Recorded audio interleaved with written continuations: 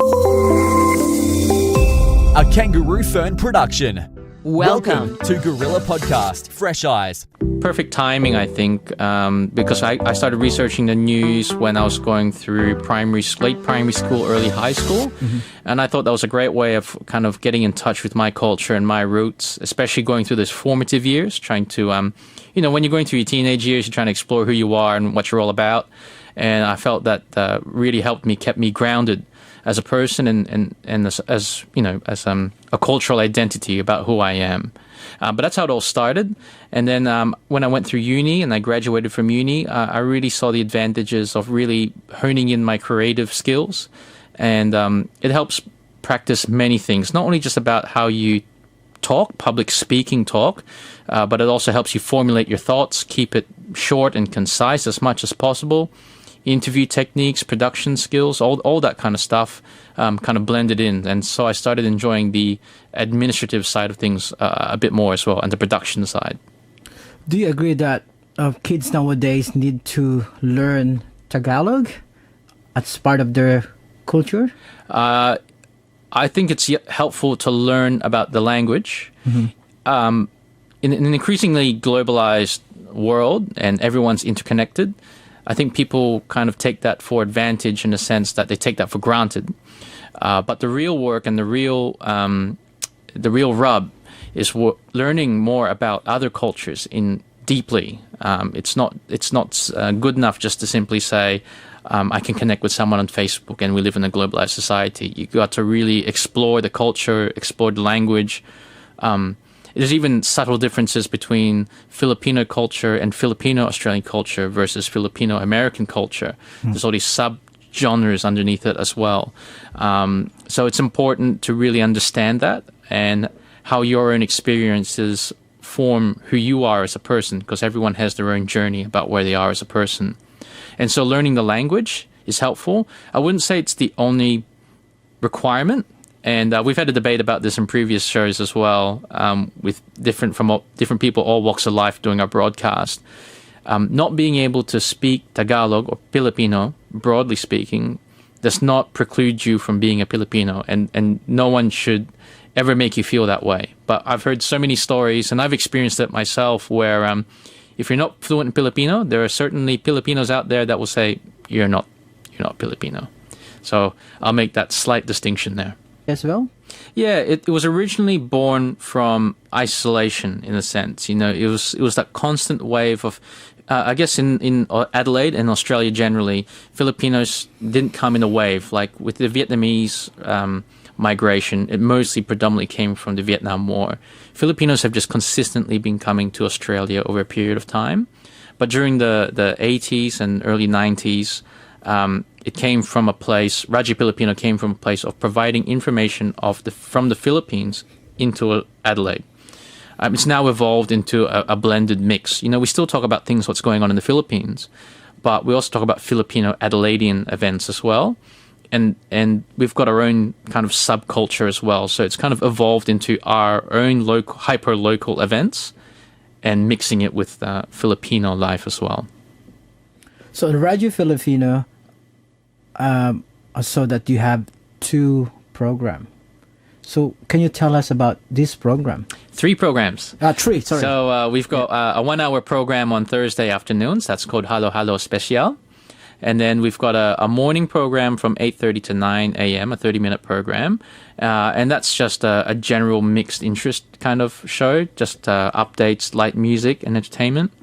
Friday nights from 9 to 9:30, previously up to a year and a half ago, was called Harana Radio, and that was hosted by Dr. Wanta, who was one of the co-founders of Radyo Filipino. That was more like older tunes, croon tunes for a particular older demographic.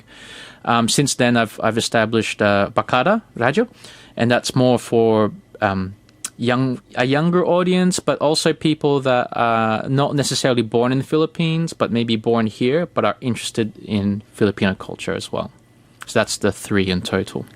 So the Barkada is like catered to young Filipinos living in Australia? Yep. So what is the main objective of that Barkada the program itself? It's meant to be making Filipino culture accessible. So we make a distinction with the rest of the other two programs in that Bakata is primarily English-speaking language program. And that comes from a place that there's a lot of second and third generation migrants, Filipino migrants that are now living in Adelaide and Australia. And, it's broadcast online, so around the world, that are interested in Filipino culture but don't necessarily speak the language. And we're trying to make it as inclusive as possible and making being Filipino as broad as possible.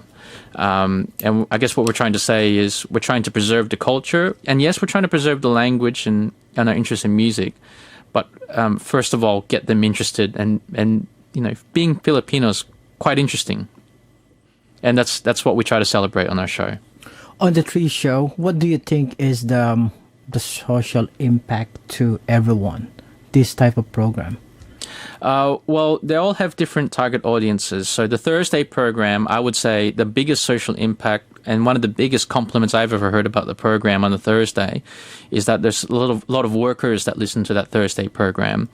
So we had a great shout out from the chicken workers that work up in the Ingham's factory up in Adelaide's north. Yeah, there's a lot of Filipino there. There's a lot of Filipinos there. I have friends there as well. And we had feedback that they tune in every Thursday or as many Thursdays as possible when they're working.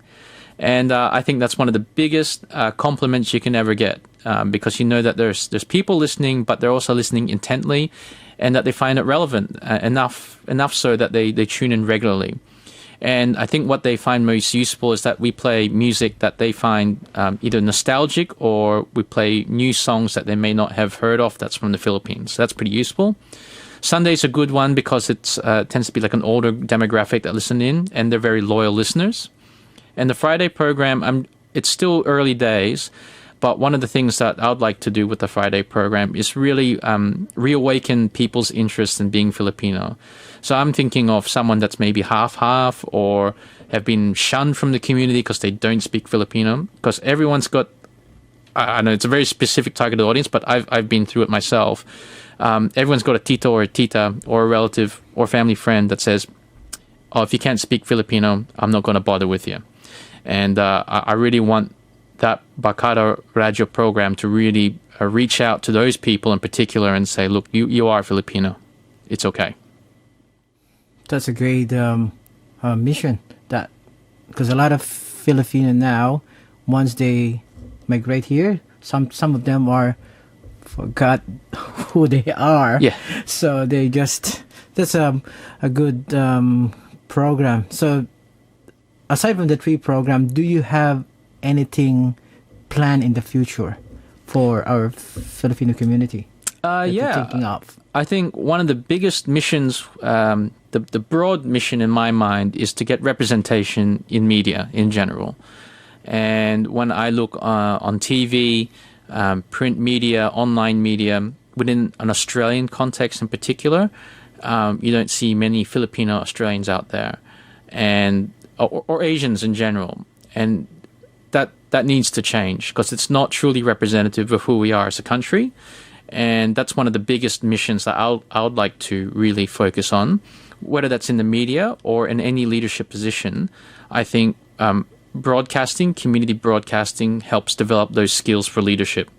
So when people come and broadcast on their panels in Bakata Radio, for example, I don't see them purely as community broadcasters, but I see them as potential leaders because they're the ones that are willing to articulate their thoughts and communicate them online or to a broader audience. And I'm trying to cultivate that mentality to say that the word minority is a bit disparaging. Mm-hmm. We are part of Australian culture by virtue of us living here, and we should start acting like it and act with a bit of confidence. I think there's a lot of cultural identity with being a Filipino Australian, that you have to be a good nurse or a good aged care worker or a good hospitality worker.